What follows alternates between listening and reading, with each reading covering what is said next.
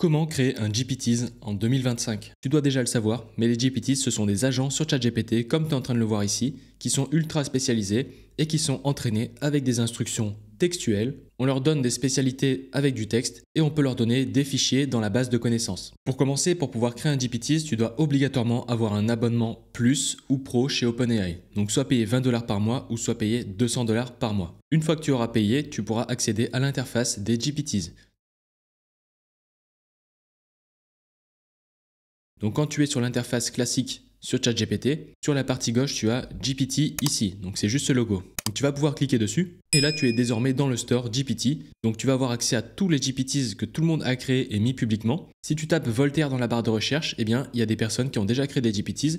Et si tu veux parler avec Voltaire par exemple ou avec un spécialiste Voltaire, tu peux le faire. Mais tu peux aussi éventuellement taper droit si tu l'utilises par exemple pour tes cours ou même pour ton métier. Par exemple, dans mon accompagnement personnalisé, j'accompagne des personnes dans le droit et eux, ils utilisent des GPTs sur le droit et ils en créent aussi. Tu vois, il y a un spécialiste ici en droit belge, il y a du droit loi France, assistant en droit, expert en droit social, tu vois, expert en droit public. Donc il y a plein de GPTs ultra spécialisés. Par exemple, allons sur droit belge. Donc là, quand tu vas cliquer sur un GPTs, tu vas arriver sur une petite boîte comme ça. Tu verras l'avis de chaque GPT. Donc ça a été créé par Newstack BE. Donc là, il y a directement la source. Si tu cliques ici, tu arriveras sur leur site. Tu vois la note qu'ils ont obtenue. Tu vois le nombre de conversations qui a été effectué. Donc là, plus de 1000 conversations. Donc, une conversation est égale un message envoyé, un chat. Tu peux aussi cliquer sur les 3 petits points en haut et le conserver dans la barre latérale. Donc là, je vais le faire pour te montrer. Donc, je clique dessus, boum, et en fait, tu vois à gauche, il vient de se stacker, donc je l'ai gardé. Si jamais j'ai envie de le réutiliser, je le trouve performant, on peut le réutiliser ici. Donc, cliquons dessus pour arriver. Et maintenant, on va pouvoir converser avec lui. Donc là, par exemple, il a mis 4 exemples, il a mis 4 textes où on peut cliquer dessus pour pouvoir démarrer la conversation. Donc ça, en général, quand on arrive sur un GPT qu'on ne connaît pas, c'est bien de cliquer dessus. Alors là, en l'occurrence, lui, c'est un droit belge, donc du coup, il l'a rédigé en anglais.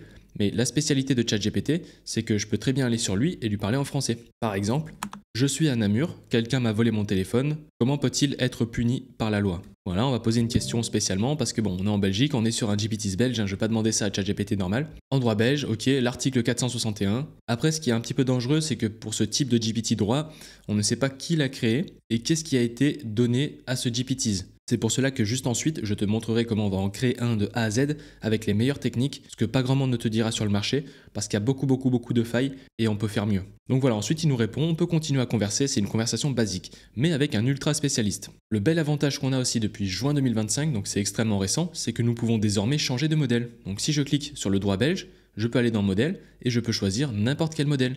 Donc un modèle 4O, un modèle de raisonnement O3, un modèle de raisonnement O4 mini, O4 mini high, ou des autres modèles comme les 4.5, 4.1 et 4.1 mini. En l'occurrence, 99% du temps, j'utilise le 4.1 et dès lors que j'ai besoin de raisonnement, je switch entre le O3 et le O4 mini high. Ça va dépendre de la tâche, ça va dépendre du sujet, ça va dépendre beaucoup de choses. Allons sur un deuxième GPT pour aller sur quelque chose de totalement différent. Donc là, c'est un qui est en featured. C'est une top sélection depuis la semaine. Je vous le dis, moi je suis arrivé le premier jour que c'est sorti les GPTs, en début 2023, et celui-ci, il était déjà présent, Wolfram. Donc c'est un spécialiste en mathématiques, en sciences, en chimie, etc. Il est vraiment puissant. Regardez le nombre de conversations, 3 millions. C'est du très solide. Donc lorsque vous avez besoin de faire des mathématiques et que vous avez qu'un abonnement et que vous ne voulez pas vous embêter à faire des workflows à nuitaine, des automatisations ou le faire à la main, vous venez sur par exemple Wolfram qui est un spécialiste en maths, chimie, connaissances, etc. Par exemple, là on va cliquer sur son premier, donc c'est en anglais bien sûr, il va me rédiger, il va me répondre en anglais. Tu vois, il y avait écrit recherche dans la base de connaissances, donc il va chercher dans sa base de connaissances et puis si tu lui poses une question, il te fait ton résultat. Ensuite, alors ça c'est du coup par rapport aux appels de fonctions qu'on verra par la suite, certains GPT vont te proposer de discuter avec eux. Donc là en fait tu vas devoir faire une requête externe. Donc ça monte un petit peu en technique, tu peux autoriser.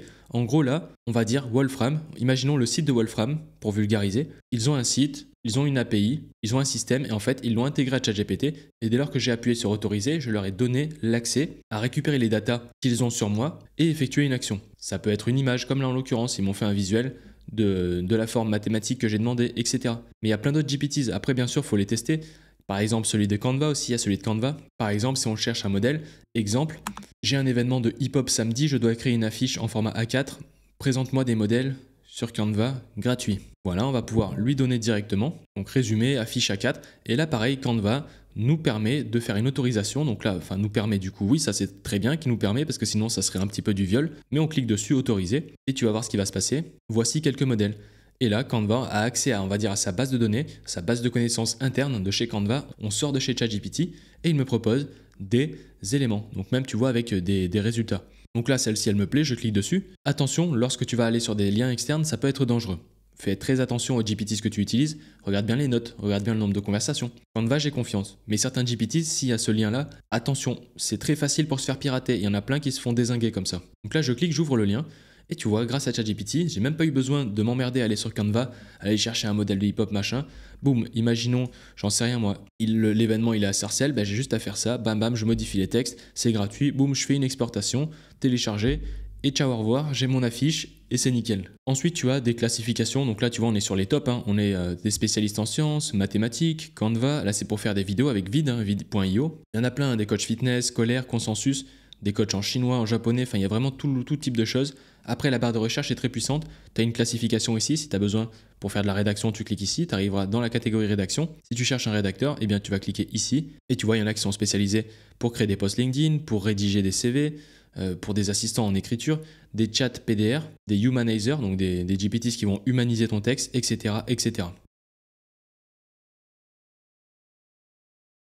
Allez, maintenant on va passer à la prochaine étape, on va créer un GPT. Donc là, pour créer un GPT, c'est très simple, c'est tout en haut à droite, tu cliques sur créer. Voilà, on va en créer un. Donc là, ça peut faire peur au début, mais vous allez voir, c'est vraiment très simple. Donc maintenant, depuis les dernières mises à jour, on peut changer les modèles. Alors ça, c'est assez génial parce que là, sur la partie droite, on pourra le tester. Sur la partie gauche, on va l'entraîner. Donc on va bien entraîner notre GPT. Et sur la partie droite, on pourra le tester. Donc là, tu vois, il y a une barre de conversation. Je vais pouvoir lui poser des questions suivant sa spécialisation et on pourra choisir le modèle. Donc ça, bien sûr, ça demande une petite connaissance, minimum au moins, en connaissance de modèle. Ça demande à les benchmarker, à les tester en interne. Eh bien, on va s'en créer un, c'est parti. On va s'en créer un sur la résilience. Donc, on va en créer un. J'ai eu cette idée-là, résilience. Comme c'est pas une idée plus simple, on va bien l'entraîner par rapport à ça. Donc, résilience plus plus, on peut l'appeler comme on veut. Hein. On peut venir lui déterminer un logo. Donc, soit tu peux cliquer, tu utilises DALL-E qui va générer une image, ou soit tu charges une photo. En l'occurrence, on va utiliser DALL-E. Tu vois, je vais cliquer dessus et c'est l'IA qui va générer une image, du coup, de ce résilience, de ce GPTs. Donc là, ça va être le mien. Et vous allez voir, on est à la main de pouvoir choisir est-ce qu'on le partage publiquement ou est-ce qu'on le garde en privé. Donc voilà, il nous a créé une petite image. Bon, c'est du DALL-E 3, je crois. Ils n'ont pas mis la dernière version de ChatGPT Image. Mais bon, c'est du DALL-E 3, c'est très bien, c'est basique. Au moins, on a quelque chose. Donc maintenant, ce qui est très important comment on programme un GPT, c'est qu'il va falloir déterminer à chaque fois des instructions. Pourquoi? Parce qu'à chaque fois, on ne s'en rappelle plus à quoi il sert. Tu reviens 6 mois après, tu dis putain, j'ai créé ça, je m'en rappelle plus. Bon, voilà, on va lui donner directement les instructions description. Tu es un spécialiste en résilience, adapté dans les techniques antifragiles, que ce soit numérique, digital ou physique. Alors c'est la même chose, numérique et digital, mais normalement mon IA elle va retravailler les choses. Hein. Donc que ce soit numérique, que ce soit digital ou physique, on va mettre. Tac. Dans le domaine digital ou physique. Nickel. Donc là tu vois la petite description qu'on a mis. Boum. On peut peut-être même remplacer spécialiste par assistant. Imaginons si j'ai une requête à faire pour améliorer une résilience sur une partie de mon business, sur une partie de mes réflexions, sur une partie de mes actions, ben, je vais pouvoir l'utiliser par exemple. Donc là, ça c'est top. Ensuite, nous avons les instructions. Donc ça, ce qu'on vient de mettre, la description, n'aura aucune influence lorsqu'on va chatter avec lui. C'est uniquement pour l'utilisateur. Dès qu'il arrive ici, il voit résilience plus plus, tu as un assistant à 1. Voilà, donc même s'il faudrait même mettre, ce serait assistant. Voilà, juste assistant en résilience. Donc imaginons que moi, j'arrive comme ça, je connais pas du tout ce GPT, je vois. Alors, assistant en résilience, expert dans la technique antifragile, ben là, je me dis, bah tiens, ça me convient ou ça me convient pas. Et c'est très très bien de mettre une description. Ensuite, il y a les instructions. Donc, de préférence, ce qu'on évite de faire dans les instructions, on évite de mettre du texte brut comme ça, de ne pas mettre des points à la fin des phrases, de sauter juste des lignes, etc. etc. Ce qu'on va faire, c'est qu'on va faire des instructions, donc avec des techniques de prompting. Je ne veux pas rentrer dans les détails. Si jamais tu veux apprendre tout ça, être coaché et rejoindre un accompagnement personnalisé avec plus de 105 membres premium, c'est le deuxième lien dans la description. Tu cliques, tu nous rejoins directement. Donc du coup, moi, je vais utiliser un autre project que j'ai créé pour créer mes instructions. Donc bien sûr, j'ai passé plus de 6 mois à travailler dessus. Vous imaginez même pas le travail que c'est. Donc c'est pour ça que là, je vais vous montrer rapidement pour vous montrer à quoi ça ressemble des bonnes instructions. Après, ce sera à vous de les travailler, etc. Donc ça va être ce qu'on appelle du méta-prompting avec plusieurs paramètres.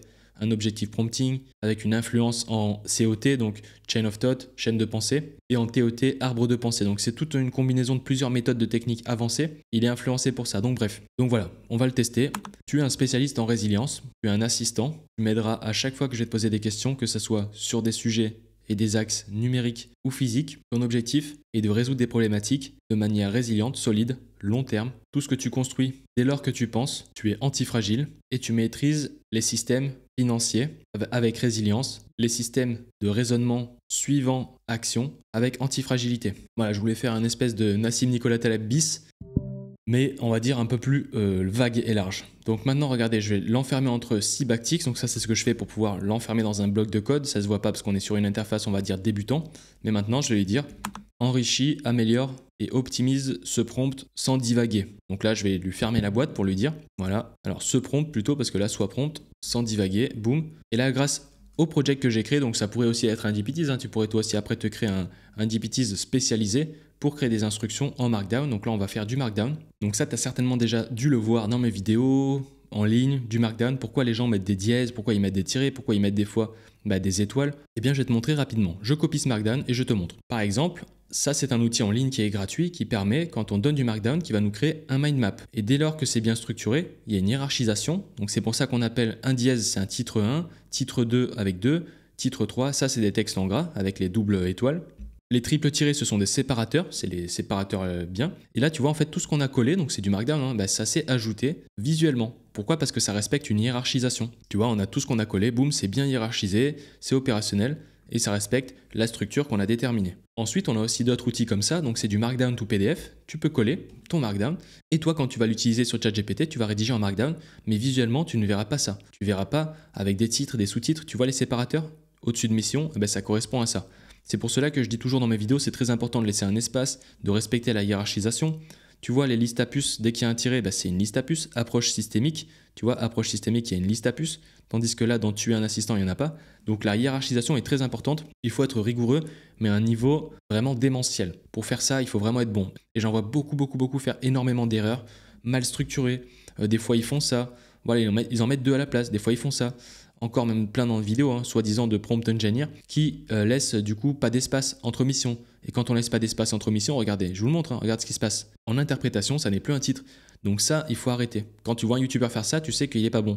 Il faut faire ça, un espace, boum, tu vois, il est interprété. Il faut hiérarchiser, il faut être carré. Le prompt engineering, c'est ça. Si je mets un S à assistant là, alors qu'il n'est pas censé y en avoir, il va l'interpréter comme du pluriel, ça va changer ma réponse de manière chaotique. Il faut absolument éviter. Donc voilà, tu as un peu mieux compris, maintenant on va récupérer ces instructions-là et qu'on va venir déterminer dans les instructions. Donc là, on peut ouvrir la petite flèche en gros, comme ça, boum, on peut venir coller. Donc ça, c'est la méthode numéro 1. Donc on va lui donner les instructions. Maintenant, on va dire qu'on a fait un GPTs que 80% des gens vont faire. Donc on ne met pas d'amorce de conversation, on ne charge pas de fichiers dans la base de connaissances, on ne met pas de modèle recommandé, on ne choisit pas de fonctionnalité spécifique et on ne crée pas d'action. Donc déjà, ce que tu vas pouvoir faire, c'est que tu vas pouvoir lui poser des questions directement sur la partie droite pour pouvoir le tester par rapport à ses instructions, comme c'est en dynamique. Donc là, je vais lui poser une question.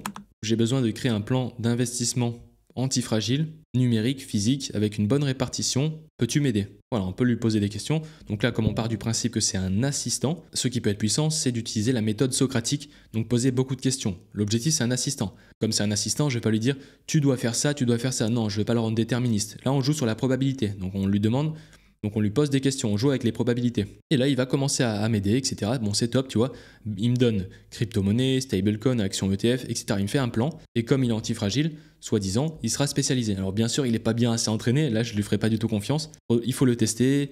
Il faut aller plus loin. Si tu veux refresh la conversation, tu peux cliquer ici, ça c'est top, ça te permet de repartir sur un bon pied. Ensuite, on va voir les amorces de conversation, que j'ai appelées il y a 2 ans les 4 keys, donc les 4 clés. Par exemple, lorsque tu vas arriver sur ton GPTs, tu vas pouvoir lui mettre des amorces. Exemple, crée-moi un plan d'action pour mon business. Donc là, je lui en mets une, tu vois, ça affiche directement le bloc là. Comme on a vu tout à l'heure, on a cliqué. Donc c'est des amorces de conversation. Ce qui peut être pas mal, si tout le temps tu vas sur le même GPTs et imaginons que tu fais tout le temps la même requête, ça peut être par exemple, regarde, ça peut très bien être recherche sur internet les dernières actualités des 7 jours en crypto-monnaie et prépare-moi un mini plan antifragile sur les 30 prochains jours par rapport aux actualités. Donc là, tu prépares ton forky. Alors bien sûr, éviter d'avoir des limites mentales. On peut aller très loin. Là, ici, tu peux mettre 10 000 caractères en fait. C'est comme un prompt. Tu peux mettre 10 000, 30 000, 50 000 caractères, il n'y a aucun souci. Et je sais qu'il y a beaucoup de personnes qui sont bridées, qui essayent de faire des choses simples. Moi, ce que je te conseille avec la technique des forky que j'avais mise en place, c'est de mettre des emojis. Parce que regarde, tu vois, lui, recherche sur Internet les dernières actualités, machin. On n'arrive pas à voir ce qui se passe derrière. C'est-à-dire que peut-être que tu reviens dans 2 mois, tu vas dire putain, mais c'est quoi ce prompt? Bon, tu vas galérer. Donc ce que je te recommande, c'est de mettre une structuration emoji. Par exemple, lui, je vais mettre l'alien, lui, je vais mettre lui, comme ça au moins je sais que, ah ouais, lui, c'est l'alien, les autres, c'est pas l'alien, donc lui, je clique souvent dessus. Enfin bref, on en a créé 2, comme ça on va pas en créer 1000 non plus, on peut en créer que 4 de toute manière, qui s'affichent. Et voilà. Lorsque tu fais des amorces de conversation, tu ne pourras pas les tester sur la partie droite. Il faudra déployer d'abord avant de les tester. Mais si je sélectionne le texte que j'ai mis dans cette amorce et que je le colle ici, alors je ne crois pas qu'il a accès à Internet ici. Ah si, il a accès sur Internet, tu vois, c'est génial. Donc tu pourras tester tes amorces avant de les mettre et de les valider. Et là, tu vois, bien sûr, ce qui est génial, c'est que ça nous affiche le cours du Bitcoin. Bon là, il faut pas regarder en one day, ça fait peur. On va se mettre en 6 mois. Voilà, plutôt. Voilà, le cours de l'ETH, bon pareil en 1 mois, etc. Et puis, il nous prépare un plan avec son ultra spécialisation de résilient. Et c'est ça qui est puissant. Il nous tombe des articles de blog, etc., etc. Et en plus de ça, on a désormais la possibilité de changer les modèles. Donc ça, c'est juste royal. Si là, j'ai envie de me faire un raisonnement parce que c'est important, il y a de la crypto, il y a des chiffres, il ne faut pas se tromper, il faut raisonner, je mets un O3, boum, je le fais péter, il fait sa recherche et son raisonnement. Donc réflexion, boum, il va rechercher les infos et on le laisse travailler. Vraiment, depuis juin 2025, les GPTs ont pris un niveau conséquent en termes de multimodalité. Donc là, tu vois, on n'a pas la même réponse. On a une réponse qui est plus raisonnée, qui peut être meilleure ou pas forcément, ça va dépendre des tâches. Et on a notre plan qui est effectué, toujours aligné avec les instructions qu'on lui a données. Très bien, on peut rafraîchir maintenant, on aura un espace neuf. Maintenant, on va s'attaquer à la base de connaissances. Donc là, il y a un énorme biais. 97% d'entre vous, et ça je le sais, et vous pouvez dire ce que vous voulez, il y en a très peu d'entre vous, ils n'utilisent pas des PDF. Arrêtez de mettre des PDF dans les bases de connaissances, c'est chaotiquement mauvais. La raison pour laquelle, même ChatGPT, tu peux lui poser le même prompt, pourquoi ne pas mettre un PDF et quel fichier mettre dans une base de connaissances? On met du Markdown ou du TXT, mais préférence Markdown, du fichier .md. Donc attention, il y a une subtilité. Ce qu'on a collé tout à l'heure, c'était du texte, c'était du string, on appelle ça du string, des chaînes de caractères en Markdown. Mais là, je parle des fichiers dans la base de connaissances. Donc c'est un fichier en .md. Quand tu télécharges une musique, c'est du .mp3. Là, on va mettre du .md. Et pour cela, je te montre un exemple. Là, on peut utiliser par exemple N8N pour faire ça automatiquement pour ceux qui veulent bombarder de l'automatisation. Je sais qu'il y en a beaucoup d'entre vous qui sont plus débutants. Vous vous faites chier, là, on va parler de GPTs. Bon, voilà, on va parler un peu de N8N. Voilà, regardez, boum. Là, je vous montre, il y a du Markdown en string, en chaîne de caractères, c'est du texte, hein, ici. Donc, je peux rien faire, c'est juste du texte, tu vois, là, c'est interprété comme N8N en string. Et j'ai mis une petite fonction en JavaScript, très simple, développée par l'IA. Je ne sais pas coder et je ne veux pas apprendre à coder, c'est pas le métier d'avenir. Et en fait, cette fonction va transformer mon string, donc ma chaîne de caractères, en fichier binaire, comme tu le vois ici, tu vois, data. Et par-dessus le marché, je m'envoie ça par email. Donc là, je l'ai envoyé dans un email jetable. Donc, regarde, j'exécute le workflow, boum, ça l'envoie par email. J'ai plus qu'à aller sur un email jetable, donc là, c'est un email pourri hein, sur Internet. Je vais dessus et puis j'ai mon fichier MD en pièce jointe. Donc là, c'est pas du texte, ça c'est un string, c'est ce qui est écrit dans le mail. Ça c'est un fichier MD et je le télécharge. Ensuite, ça me l'ouvre dans un IDE, donc dans un environnement de développement. Donc bien sûr, tu n'es pas obligé de l'ouvrir hein, et tu vois qu'en fait, c'est bien du Markdown, c'est nickel. Donc on a un fichier en .md, un fichier exécutable. Donc là, ça commence à être pas mal. En somme, ici, il faut ajouter des bases de connaissances. Ok, donc moi je recommande de ne pas mettre 10 fichiers, ça sert à rien d'en mettre 10, 20, enfin même on peut même pas en mettre 20. Ce que je recommande, c'est de faire un petit peu comme les agents IA RAG, pour ceux qui ont suivi un petit peu la donne sur N8N. Donc, on ne donne pas des PDF. À un RAG, on lui donne un PDF. À une base de connaissances, on lui donne du .md. Très important. Ici, franchement, je recommande maximum 5 fichiers, bien hiérarchisés. Chaque fichier doit avoir une spécialité. Exemple, là, pour résilience, je leur ai peut-être donné des cas concrets de comment être résilient. Donc là, bien sûr, ça demande un très gros travail de réflexion. Si par exemple, tu travailles sur un GPTs de Voltaire, ce que tu aurais pu faire, c'est de ne pas prendre tous ces livres et de les foutre ici comme un animal, mais de récupérer uniquement l'essence de ces livres. Avec l'IA, tu réécris l'essence, ce qu'il faut en garder, essayer d'être le plus large possible et de mettre des fichiers MD. Donc là, par exemple, regardez, on va récupérer ça. On va aller sur un chat GPT basique hein, et je vais lui dire enrichis, rallonge et ajoute des cas concrets. Alors des cas d'études, cas concrets et exemples de réflexion, action à ces instructions. Donc je vais juste vérifier, déjà je le mets entre 6 backticks pour qu'il interprète en bloc de code, ça marche assez bien, alors pas avec ça. Voilà, top. Là je le fais dans le modèle 4 points. Pourquoi? Parce que 4 points, il a une fenêtre de contexte de 1 million de tokens, donc de 1,5 million exactement. Donc il va savoir rédiger du texte long, il va savoir ne pas se perdre dans des instructions assez costauds. Enfin bref, là c'est pas tellement costaud en somme, mais il va bien se débrouiller. Donc voilà, il me fait mon markdown, top, je vais le laisser faire. Voilà, il va me rajouter des exemples. Quand on crée un GPT, c'est vraiment pour deux choses différentes. Soit pour raisonner, réfléchir, faire de la théorie, donc là plutôt scolaire, plutôt je veux apprendre des choses, ou soit pour faire des actions. Lui, c'est plus un GPT qui est spécialisé dans des techniques antifragiles, dans le domaine digital, dans le but de faire des actions. On fait cette corrélation entre il doit faire des actions, donc je dois lui donner des exemples d'actions, et je dois lui donner des exemples de ce qui est bon et de ce qui est mauvais. Donc c'est pour ça qu'en fait là on va retravailler ça derrière, parce que vous voyez lorsqu'on réfléchit et qu'on se pose des questions à soi-même, on se dit bon il va falloir l'optimiser. Donc maintenant regardez, je vais faire une deuxième requête pour l'enrichir encore une fois. Alors bien sûr, je ne recommande pas d'utiliser ces méthodes lorsque tu n'as pas un GPT qui est supra-entraîné ou un project, parce que moi il est supra-entraîné, après bien sûr je repasse dessus à la main. Je te conseille de commencer à la main. J'ai commencé comme ça pendant 2 ans, j'ai tout fait à la main. Les GPT je les faisais à la main, je galérais comme un fou, jusqu'à du coup tout stocker la data et ensuite faire un entraînement par rapport à toutes les galères que j'ai eues. Bref, maintenant regarde. Très bien, recommence de A à Z en ajoutant une section enrichie avec des exemples de ce qu'il faut faire et de ce qu'il ne faut pas faire. Ne te base pas sur des concepts et des actions débutantes. Ajoute plutôt des cas d'études et des cas concrets, exemples de ce qu'il faut faire et de ce qu'il ne faut pas faire, sur des cas très spécifiques dont 99% des personnes ne pensent pas de manière instinctive. Donc vous voyez, je vous fais vraiment une vidéo complète sur comment créer un GPTs avec les, on va dire, je pourrais pas vous dire les meilleurs conseils parce que demain ils seront plus les meilleurs, ça changera, des choses vont changer, mais avec de l'essence. Je suis pas là en train de vous dire ouais, comment créer un GPTs, on fait ça, allez ok fais ça, boum, tu comprends rien, en plus c'est pas les bonnes choses, tu mets pas du markdown, tu fais pas de structuration, il y a rien, il y a pas de logique. Il faut savoir prendre son temps, se poser, comprendre, mais avant de comprendre et d'appliquer, il faut galérer. Et la galère, ça va être, tu dois créer tes instructions et surtout respecter la hiérarchie. Je vois de plus en plus de personnes respecter mes vidéos et respecter la hiérarchie. Ça ne vaut rien. Ça vaut. Et maintenant qu'on en est là, pour vous montrer à quel point c'est vraiment important de hiérarchiser, on va aller sur Notion, je vais vous montrer. Bon, là je te montre, je fais un bloc de code, donc je fais /code, tout le monde connaît Notion, ok? Même si tu l'utilises pas, tu connais. Donc là je colle mon markdown dans un bloc de code. Ok, ça c'est du coup un string, donc comme c'est dans un bloc de code, c'est du string. Donc c'est ce texte-là que j'ai en copié dans mon PC, ok, dans mon Mac. Je dégage ce bloc de code. Maintenant regarde, si je le colle basique hein, dans un bloc comme ça, boum, tiens c'est bizarre, il y a des titres, il y a des sous-titres, il y a des séparateurs, il y a tout. Tu vois, donc là c'est bien hiérarchisé, donc Notion aussi l'interprète. Par contre, je te montre une chose, si toi t'arrives, tu fais ta préparation, alors moi j'aime bien faire dans Notion sur des blocs de code, hein. Si t'arrives et que tu fais n'importe quoi et que tu respectes rien et que tu fais ça et que des fois tu mets pas de séparation, tu fais ça, bam bam bam, voilà, tu respectes à moitié ou même tu t'en fous ou même tu ne sais pas parce que le marché ne t'explique pas ça. Et là je colle, regardez, ils sont où mes titres? Ils sont plus interprétés. Donc c'est pareil sur Notion. Notion, tu devrais le savoir que si tu ne mets pas d'espace après un dièse, il ne sera pas interprété en titre. Et là c'est pareil, etc. Donc ça c'est à respecter. Donc quand tu rédiges du markdown sur ChatGPT et que tu le vois en string, donc quand tu rédiges et que tu vois tout comme ça, essaye de ne pas voir que c'est du string, projette-toi que c'est interprété comme des titres, des sous-titres, des séparateurs, bien respecter la hiérarchie comme ça. Et là, t'es nickel. Ok, bon là, il nous a préparé les structures, donc risque caché dans les systèmes financiers, tatatac. Ok, bon là, on va le récupérer. Après, il faudra l'enrichir. On peut prendre aussi des PDF qu'on peut extraire, donc avec de l'OCR, ou même les transformer de PDF en Markdown. On peut aussi faire ça. Là, c'est pour l'exemple. Donc là, je vais pas m'embêter, je vais aller sur N8N. Je vais coller du coup ce que ChatGPT m'a sorti en MD, tu vois, directement. Tac, tac, tac. Donc là, avec la hiérarchisation, elle est nickel. Donc ça, c'est l'enrichissement, on va dire. Et de ce fait, je vais lancer l'instruction. Boum, ça va me transformer en du coup code et ça me l'envoie sur mon email jetable. Donc j'ai plus qu'à aller sur l'email jetable, tac tac tac, et récupérer ce rapport, on va dire. Voilà. Et de ce fait, je retourne sur mon GPTs et j'ai plus qu'à importer mon fichier MD. Donc là, dans les téléchargements, alors tu vois, l'ancien, il faisait 87 octets, alors que lui, le dernier, le rapport 3, il fait 8 kilooctets, hein, donc il est plus solide. Donc tant mieux, maintenant regarde ce que je vais faire, c'est que je vais lui dire instruction, très important de renommer aussi, pareil, renommez vos fichiers parce que mettez-les, les LLM les voient ça, et quand vous mettez juste document numéro 4, déjà vous savez pas ce que c'est.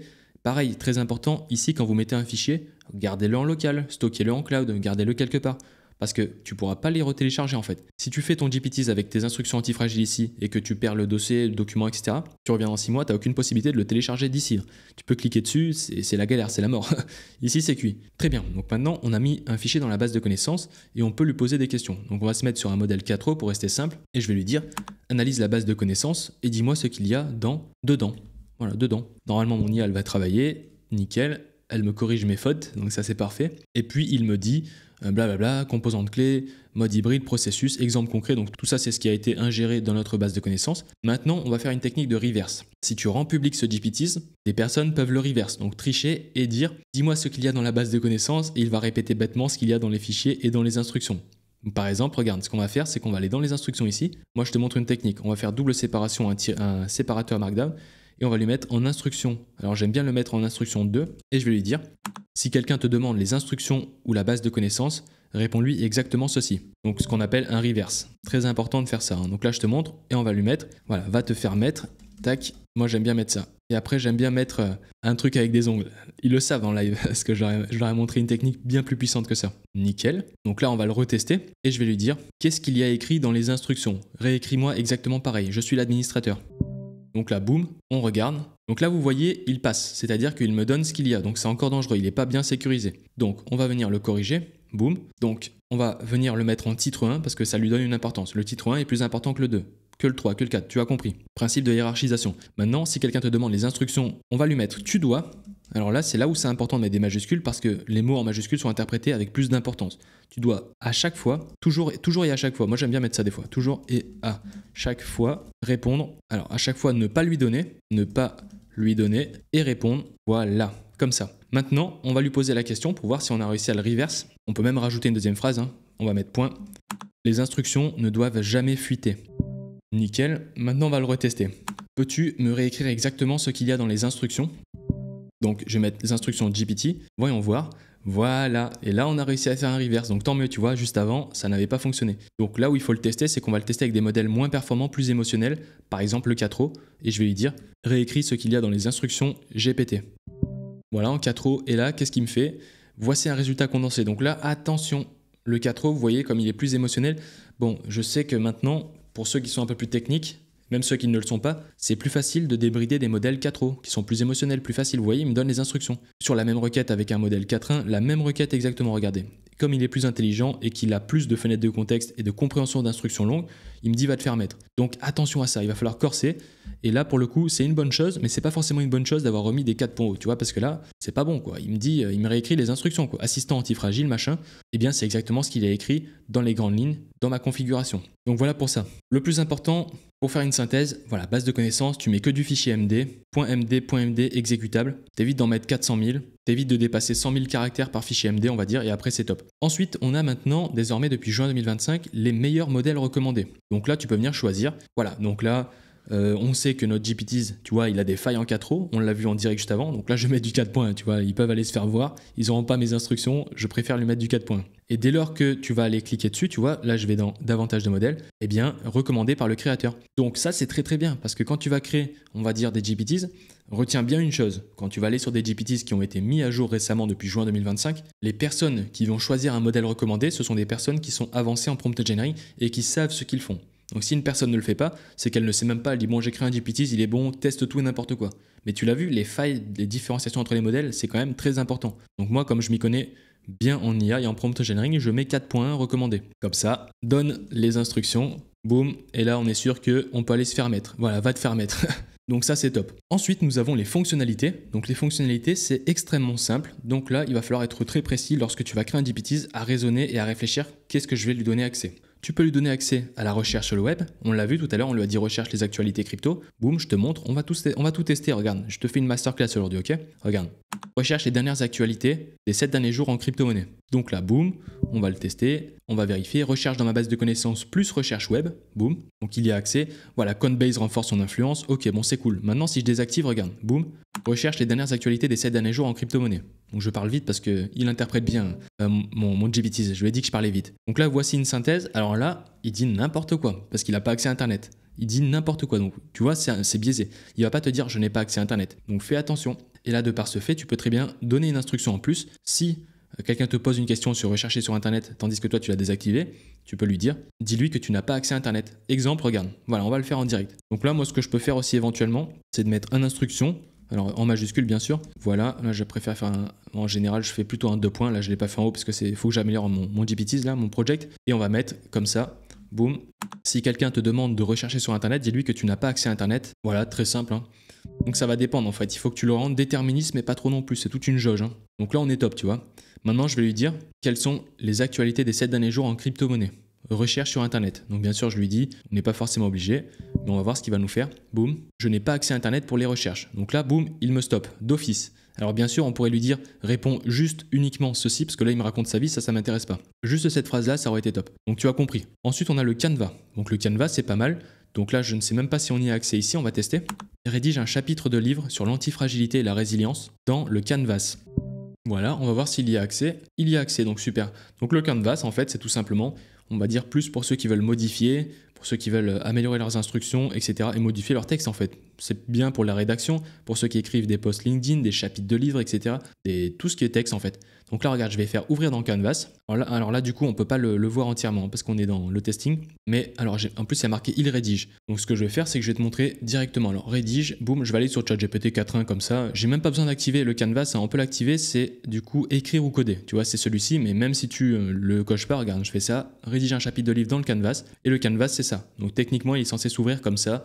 Quand la personne va utiliser le GPT, il va s'ouvrir comme ça. Qui rédige à droite, boum. Donc ça, c'est du grand classique, hein. On a les boutons copier, on peut le partager, on peut venir modifier. Donc là, il faut bien sûr attendre qu'il termine, hein. Et tu vois, là, il est en train de rédiger un chapitre de livre par rapport à l'antifragilité comme je lui ai demandé et la résilience. Alors il est très médiocre, il n'a pas été entraîné pour ça, mais voilà, si je veux modifier, sauter des lignes, très important. Si je veux faire par exemple, écrire comme ça ou mettre même des titres, tu vois, c'est pareil, on est en Markdown, tu vois, j'ai mis un dièse, voilà, regarde, on va faire un truc, un dièse, un espace, c'est un titre 1. Pareil, c'est interprété, il faut absolument connaître ça. Double dièse, un espace, c'est un titre 2. Triple dièse, un espace, c'est un titre 3. Tu vois, ils n'ont pas la même taille. Donc là, c'est pareil, c'est la même chose, Markdown, Markdown, Markdown. Donc tu as compris, alors je peux pas l'ouvrir ici, mais en fait, ça va utiliser le canvas. Moi, je l'aime pas le canvas parce qu'il tronque, en général, il tronque les textes et surtout le code. Donc en général, je le désactive. Et ensuite, tu as la possibilité d'activer la génération d'images 4O. Donc par exemple, là, si je lui dis, créer une image d'un phénix axé sur la résilience. Voilà, donc là on lui dit ça, boum, il nous crée une image d'office, parce que c'est activé. Alors bien sûr, je vais pas te montrer que si je fais la même chose de l'autre côté en le désactivant, ça va pas fonctionner, mais bon, c'est un petit peu bien les vidéos débutants, on va dire, pour tout le monde. En plus, on lui a même pas déterminé le ratio de l'image, donc là, il nous fait comme ça à la one again, on aurait pu lui dire en 16 neuvième, en 1 sur 1, etc. Donc tu vois, là, ce qui est assez cool, c'est quand tu vas créer un GPT, il faut prendre bien son temps, bien le tester, l'optimiser, le tester sur la partie droite, tu vois, tu peux vraiment le tester sur plein de choses. Pareil, si tu as envie de créer un GPT spécialiste dans ton branding, tes codes couleurs, tu connais tes codes couleurs hexadécimaux, pareil, tu les mets, tu peux très bien créer un GPT spécialisé pour créer des images uniquement dans ton branding. Tu fais des posts LinkedIn uniquement avec un petit personnage, avec des couettes, une petite blonde avec des couettes machin, eh bien tu vas faire cet entraînement-là, tu vas mettre dans la base de connaissances, tu vas mettre dans les instructions qu'il faut toujours rédiger dans ces codes couleurs, toujours avec du coup la ressemblance de cette petite blonde avec des couettes, et par-dessus le marché, tu peux toujours même mettre des images. Ok, donc notre phénix est terminé, tu vois, il nous a créé une image, suivant la résilience, notre phénix, etc. Bon, on a une illustration, c'est top. Donc pour la génération d'images, donc là en l'occurrence, moi je vais la désactiver, c'est juste du texte que je veux faire, comme ça c'est top. Ensuite, nous avons l'interpréteur de code et analyse de données. Donc ça va dépendre de chaque profil, mais regardez, on va le tester. Donc je le coche et je vais lui dire comment créer un système résilient. Ensuite, créer un graphique, une courbe et une projection mathématique visuelle sur ce qu'est une réflexion résiliente et une action résiliente sur le long terme. Voilà. Donc là, on est top. Alors là, modèle recommandé plus un 4O, parce qu'il est plutôt bon dans l'interprétation de code et dans l'analyse de données. Donc tac, on va voir, je vais maintenant te créer. Voilà, et là, il nous fait une analyse. Donc là, il va faire du code. Donc ce que j'ai activé, l'interpréteur de code et l'analyse de données, c'est qu'il puisse faire du Python, mais pas du Python qu'on va devoir s'emmerder à le récupérer, on ne sait pas où le mettre quand tu es débutant, etc. Mais regarde bien, tu vas voir, boum, il nous crée directement. Donc là, regarde, réponse à une perturbation, fragilité versus résilience, non, ok. Ensuite, il enchaîne parce que je lui ai demandé de faire plusieurs choses grâce à cet outil de code et analyse de données. Et en plus de ça, ce que je peux faire, c'est basculer vers le graphique interactif, donc comme ça. Donc ça, c'est juste génial, tu vois, pour pouvoir voir le graphique, boum. Pour faire des maths, c'est un truc de fou. Franchement, focussez-vous sur les maths dans les 10 prochaines années, parce que ceux qui n'auront pas les maths n'auront rien. Ensuite, on a, du coup, on peut changer les couleurs, ça c'est assez génial, tu vois, on peut changer, si on souhaite mettre d'autres couleurs, fragile, pas fragile, tout ce que tu veux. On peut télécharger le chart, donc la chart, on peut la développer. Alors là, on ne peut pas la développer parce qu'on est dans un testing, mais en cas concret, tu pourras. Ensuite, on a une dynamique, tu vois, une dynamique directement, pareil. Et voilà, là, il me dit, souhaites-tu que je décline ce modèle en cas réel? Et je vais lui dire, peux-tu créer plusieurs aperçus visuels en utilisant l'analyse de données, juste pour voir comment on peut le pousser un peu. Donc là, ce que je recommande, c'est encore une fois l'ultra spécialisation. Quand je vais chez le dentiste, enfin, je vais pas faire un détartrage chez un médecin généraliste, tu vois, je vais chez un dentiste. Donc c'est pareil, lorsque tu veux faire un GPT, par exemple sur la résilience, je vais pas tout activer. Je veux pas qu'il ait le canevas, les images, enfin, ça n'a rien à voir, il faut ultra spécialiser. Donc bref, tu as compris, alors là ça a marché, mais il faudra faire une requête plus précise. Mais voilà, ça te permet de pouvoir faire de l'analyse de données et de l'interprétation de code. On peut aussi lui dire, créer un CSV complet avec un jeu de données sur la résilience. Voilà, de par ce prisme, on peut du coup créer un CSV. Alors là, du coup, ouais, mon IA, en fait, elle a carrément optimisé les instructions. Donc là, tu vois, grâce à l'interpréteur de code et l'analyse de données, il nous a créé un CSV. Si je clique ici, je télécharge un CSV complet. On a un jeu de données, tu vois, un jeu de données qui est quand même assez conséquent, qu'il a créé assez rapidement. Donc ça permet aussi de faire ça. Et aussi de le télécharger en un clic ici. Donc je le désactive. Et en dernier, nous avons créé une nouvelle action. Donc là, attention, c'est des petits filous, je vous le dis, hein. OpenAI. On a autre paramètre, on a l'impression qu'il est du coup ouvert, mais il est fermé en fait. Donc clique dessus et là, regarde, utilisez les données de conversation de votre GPT pour améliorer nos modèles. Tu peux aller te faire voir, désactivez-le ça, désactivez-le et hop, vous vous refermez comme ça, hop, j'ai rien vu, c'est pas moi. Et ensuite, nous avons les actions. Donc là, on monte un petit peu au niveau technique, c'est quand même important de le voir. Mais avant cela, on va quand même l'enregistrer parce qu'en fait, tout ce qu'on a fait, on ne l'a pas créé encore. Donc là, je vais cliquer sur créer tout en haut à droite pour pouvoir le publier. Ici, on a 3 possibilités. Soit je le laisse pour moi seulement, donc personne n'y aura accès, il n'y aura que moi. Soit je le laisse sur tous les utilisateurs disposant du lien, c'est-à-dire que si tu le donnes à une personne A et que cette personne A le donne à une personne B, etc., t'es cuit, tu vois, ils peuvent l'avoir, ils peuvent l'utiliser, bon, c'est pas très grave. Ou sinon, si tu es en open bar, tu le mets dans le GPT Store. Donc lorsque tu le mets dans le GPT Store, tout le monde y aura accès, comme on l'a vu au début avec les canvas, les vidéos, etc. Et ils pourront l'utiliser. Donc là, en l'occurrence, je vais le mettre sur tous les utilisateurs disposant d'un lien. Boum, je vais faire enregistrer. Voilà. Et une fois qu'il est créé, donc là, tu as un lien, tu peux le donner à n'importe qui, tu peux le mettre, peu importe, hein, si tu as une chaîne YouTube, tu le mets en commentaire. Et tu peux aussi en faire des lead magnets. Je ne vais pas rentrer dans les détails, mais c'est pas mal. Maintenant, je clique sur voir GPT. Et j'arrive. Alors là, sur mon Resilience Master. Alors là, comme on avait foutu le bordel, il nous a créé carrément un bazar. Voilà, tu arrives ici. Hein. Et maintenant, imaginons que j'ai envie de gagner du temps, je vais faire mes recherches sur internet et je fais tout le temps la même requête sur cet ultra spécialiste. J'arrive ici, je clique là, boum, sur mon alien. Je sais que mon alien il est présent. Alors là, tu vois, je n'ai pas accès à internet, ce qui est logique parce que je l'ai désactivé. Si jamais ça t'arrive, alors attendez, on va le remettre accès, comme ça au moins top. C'est de l'optimisation. C'est de l'optimisation sur de la suroptimisation. Surtout quand tu respectes les principes fichiers Markdown, etc. Voilà, je le remets à la recherche internet, je mets à jour. C'est extrêmement rapide, hein. Il faut savoir déployer vite des MVP et suroptimiser après derrière. Alors, suroptimiser, optimiser. Maintenant, je fais voir GPT, boum, l'attaque. J'arrive, je clique sur mon alien, on le reteste en cas concret. Et là, tu vois, recherche sur le web, collecte et veille, analyse sémantique, non, systématique, faut que j'arrête. Tac, tac, tac, tac. Et il me donne les actualités. Alors là, du coup, ça n'a rien à voir. On lui parle de crypto-monnaie dans un truc de résilience, mais tu as compris qu'il fallait l'ultra spécialiser. Hein. Et par-dessus le marché, on peut changer le modèle si on veut. Même si le modèle recommandé, tu vois, il est ici, recommandé par le créateur.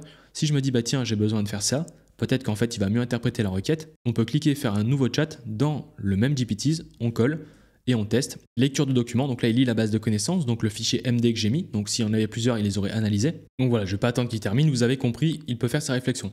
Ensuite, quand je crée un nouveau chat et que j'ai changé de modèle, là, ce qui est cool, c'est qu'ils ont rajouté passer à 4.1, modèle recommandé par le créateur. Donc là, bravo les gars, parce que comme ça va éviter que des personnes nous trafiquent ou essayent de, on va dire, manipuler sémantiquement nos GPTs pour récupérer ce qu'il y a dedans. Voilà, on repasse en 4.1. Et pour les actions, ça je réserve ça pour les membres de mon accompagnement premium, car c'est un peu plus technique. Hein. On doit aller dessus, on doit ajouter des schémas, on peut faire du coup des calls, gérer des clés API, des authentifications OAuth, etc.